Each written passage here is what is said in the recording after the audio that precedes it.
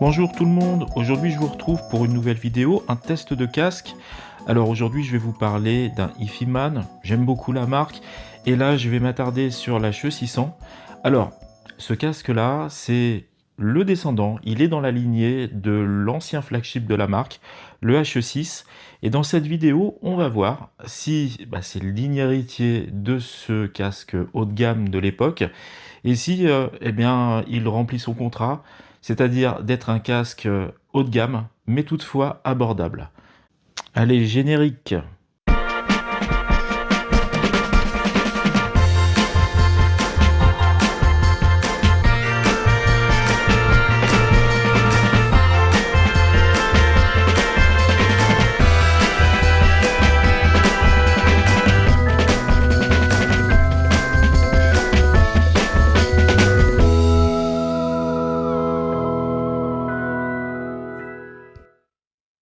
Alors avant de commencer ce test, je voudrais remercier Jocelyn et Ifiman pour le prêt de ce casque. Un grand merci. Et tout de suite, le test. Alors commençons par présenter ce casque. Donc il s'agit du Ifiman HE600. C'est un casque isodynamique d'une impédance de 28 ohms et d'une sensibilité de 94 décibels. Bon, sur le papier, c'est plutôt facile à driver. Il pèse pas forcément très lourd, 389 grammes, donc normalement il devrait être confortable.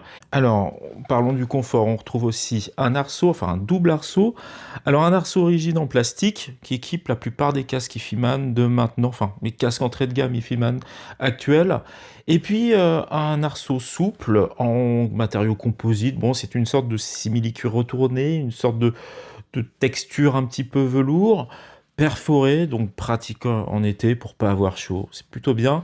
Au niveau des pads, on est sur des pads à mémoire de forme. Alors, c'est un simili-cuir. Alors, sur le pourtour externe, c'est du simili-cuir. Sur le pourtour interne, on est sur du simili-cuir perforé. Et puis sur la face contact, celle qui va être, comment dire, en contact avec les joues, on est sur une sorte de tissu, alors qui reprend un petit peu le design d'ailleurs des grilles.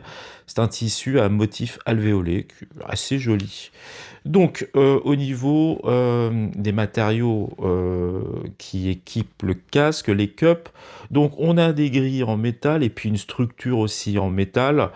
Et puis un système de réglage assez pratique par coulisse. Bon, c'est rien d'extraordinaire, c'est assez commun chez Ifiman. Bon, sur chacune des cups, on trouve un connecteur 3.5 pour y brancher donc un câble. Donc, ce qui m'amène à vous parler du contenu de la boîte. Avec ce casque est fourni un câble d'1,50 m, donc à terminaison 3.5 et avec un adaptateur 635. C'est vraiment pratique, ça permettra de l'utiliser sur un baladeur avec la fiche 3.5 ou alors sur un ampli plus traditionnel en 635. Chose qui est encore intéressante, c'est que dans cette boîte, je trouve ça assez intelligent de la part d'Ifiman. Dans les mousses de protection, en fait, on a une sorte de support de casque qui fait office de protection dans la boîte, mais qu'on peut enlever et utiliser comme support de casque. C'est bien vu, ça permet de protéger son casque, et puis ça permet aussi d'économiser sur le support. Alors bon, je dois concéder que c'est pas très esthétique, mais pour celui qui n'a pas forcément envie de dépenser dans un support un petit peu plus joli, parce que c'est mine de rien un investissement supplémentaire, c'est bien vu, bravo. Bon, à présent, je vais vous parler du confort, du port de ce casque. Alors fondamentalement, c'est un casque qui est plutôt confortable, arceau souple, perforé, comme je le disais, c'est plutôt bien, ça, surtout en été. Les pads à mémoire de forme sont confortables, le contact avec la face tissu est agréable sur les joues. Mais par contre, ce casque ne se destine pas aux grosses têtes, ni aux grandes têtes. Moi, j'ai une tête qui est, bon, j'ai pas une petite tête, mais j'ai une tête relativement normale plus, en termes de dimension. C'est très étrange de dire ça. Et je suis au maximum des réglages. Alors, je suis au maximum des réglages avec ce casque, mais avec mes autres casques, ça n'est pas le cas. Bon, donc ça veut dire que si vous pensez avoir une tête plutôt imposante, Bon, si vous avez une grosse tête tout court, hein, disons-le comme ça, ce sera peut-être un achat qu'il faudra réfléchir, d'essayer ce casque avant parce que bah, vous pouvez avoir un problème, c'est-à-dire ne pas pouvoir le porter réellement. Maintenant, je vais passer au sujet qui m'intéresse le plus, évidemment, comme d'habitude, c'est le son. Donc je vais commencer par vous parler de ce casque en le testant avec le câble d'origine. C'est pour moi de toute façon ce qui est le plus naturel vu que quand vous allez recevoir ce casque, vous allez l'écouter comme ça. Donc tonalement, on va commencer comme ça. Tonalement, c'est un casque que je considère comme étant plat. Plat ne veut pas dire neutre, pardon, mais je vais vous expliquer pourquoi en abordant cette critique registre par registre. Bon, je vais commencer par le registre qui m'a le moins plu. Je vais vous parler du grave que restitue ce casque. Alors, il n'est pas très dynamique, il n'est pas très impactant, par contre, il manque pas de quantité, mais il coupe un petit peu tôt. Sur le registre des médiums, on est sur quelque chose d'un peu creusé, très légèrement. Ça n'affecte en rien la crédibilité de la restitution de ce registre. C'est dense, c'est incarné, il y a du détail, et puis il y a de la matière. C'est vraiment très bien restitué. Puis évidemment, comme je le disais, dû au fait de ce petit creux, il n'y a pas d'effet de projection, donc c'est très agréable à écouter. Concernant les aigus, alors c'est peut-être le registre qui m'a le plus plu sur ce casque. Toujours dense, plein, il est doux. Donc pour avoir une quelconque sibilance, quelque chose d'acide à l'écoute, ça va être très compliqué, il faudra vraiment le faire exprès.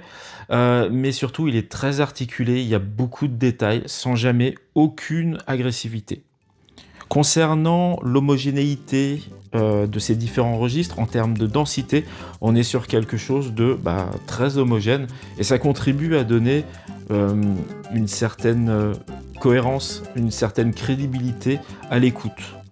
Bon, maintenant, je vais vous parler de l'image sonore que restitue ce casque. Alors, c'est pas sa force, mais en même temps, c'est bien fait. Je vous explique pourquoi. On n'est pas sur une restitution très large, très ample, avec beaucoup de profondeur. On est plutôt sur une restitution intimiste, mais plutôt bien construite, avec pas mal de séparation, de détourage, donc on va bien distinguer les différents éléments, les différents interprètes, le musicien qui joue de la guitare, celui qui joue de la trompette, le chanteur, on les identifie bien. Bon, par contre, on va avoir du mal à les situer dans un espace donné, dans leur environnement. Et donc ce casque-là, il va surtout faire le focus sur les musiciens, sur l'interprète, mais pas vraiment sur leur environnement, sur la salle. Bon, maintenant que j'ai détaillé assez précisément le son de ce casque, je vais m'attarder sur le câble qui est donc fourni dans la boîte avec celui-ci. Alors c'est un câble d'1,50 m en cuivre assez basique, une gaine assez standard, un jack coudé en 3.5 avec un adaptateur 635, une connectique vers le casque en 3.5, voilà, pour vous rappeler un petit peu de quoi on parle. Mais pour moi, ce câble n'est pas de grande qualité. En tout cas, il n'est pas à la mesure de cette gamme de casques. Je vais vous expliquer pourquoi. Tout simplement parce que, en fait, je trouve qu'il bride le casque à tous les niveaux. Avec un bon câble, alors, plutôt du cuivre, on va avoir quelque chose de plus dynamique, de plus profond, avec plus de détails, plus de texture. Moi, je trouve qu'on va gagner, et c'est pas négligeable dans le grave. On va aussi globalement gagner sur tous les autres registres, en aération, en détail. On va gagner aussi sur l'ampleur, avec quelque chose de plus enveloppant, et puis surtout plus large et profond. Donc je vous invite vraiment, si vous le pouvez, si vous achetez ce casque parce qu'il vous plaît, et bien à ce moment-là, à penser à investir dans un câble, pas forcément très cher, mais en tout cas un câble de meilleure qualité qui lui conviendra. Une autre chose concernant la mise en œuvre de ce casque, alors pour ceux que ça intéresse, je dois préciser que c'est un casque qui réagit plutôt bien à l'égalisation. Donc voilà, pour les amateurs, c'est quelque chose qui sera très faisable avec ce casque.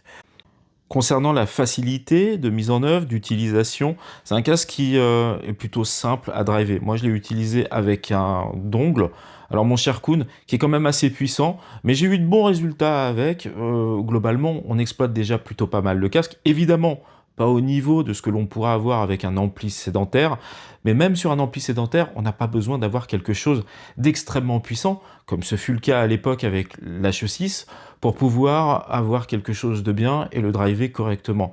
Donc ça, c'est encore un bon point, et de toute façon, ça va dans le sens des dernières réalisations chez Ifiman, et même chez les autres constructeurs, des dernières réalisations modernes. Donc c'est plutôt un très bon point, ça.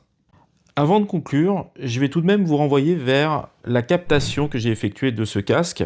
Alors je vous invite à prendre un bon casque ou l'écouter sur un bon système enceinte. C'est dans la playlist Casquorium, et puis comme ça vous pourrez vous faire une idée, illustrer un petit peu tout ce que je vous ai dit dans ce test. Et bien maintenant je vais pouvoir conclure ce test. Alors à qui se destine ce casque? Alors ce casque, il se destine à des gens qui vont mettre l'accent, le focus sur les timbres. Je trouve que les timbres des médiums, des aigus sont extrêmement bons. Je le trouve plus perfectible dans sa restitution du grave. Il manque de rapidité, puis il manque de profondeur. D'ailleurs, c'est pas un casque, à mon sens, polyvalent. Je vais plutôt le déconseiller sur les musiques modernes, notamment l'électro. Ça manque d'impact, ça manque de profondeur, et sur un style comme celui-ci, bon, c'est pas ce qu'il y a d'idéal. Mais par contre, moi je l'ai beaucoup aimé sur des petites formations de jazz, du jazz vocal, et puis tout ce qui mettait en valeur les registres suscités, le médium et l'aigu. Ça marche vraiment très bien.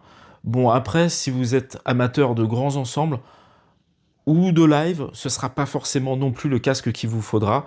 On entend bien les instruments, on entend bien les différents intervenants, c'est bien construit, mais par contre, il manquera un petit peu le contexte et ça pourra manquer à certains. Et bien voilà, ce test est terminé. Moi, je vous invite, si vous avez aimé cette vidéo, à la liker, à laisser un commentaire. N'hésitez pas à venir discuter, c'est toujours intéressant d'échanger. Et puis surtout, si ce n'est pas déjà fait, à vous abonner. Et puis je vous dis à bientôt pour de nouvelles vidéos.